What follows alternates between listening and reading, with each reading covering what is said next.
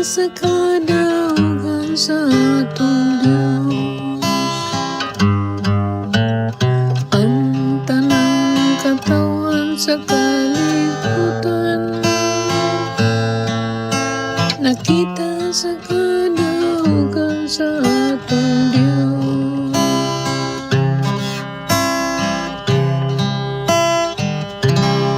Awiting bagong awit ang Ginoo, kay nagbuhat siya katingalahang mga butang. Pinagi sa iyang magbalang kusog, nakabot niya ang kadaugan.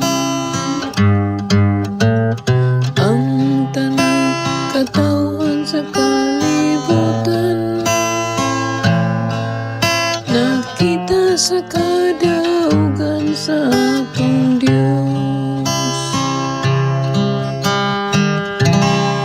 Gipayag sa Ginoo ang iyang pagdawat, gipailan niya sa kanasuran ang iyang nakaluwas nga gahom.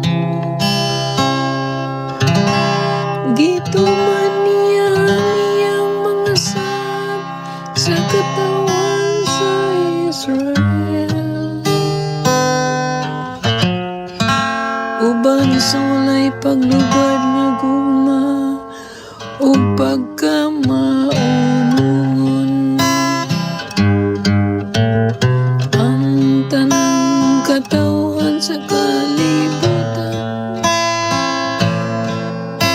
nakita sa kadaugan sa atong Dios.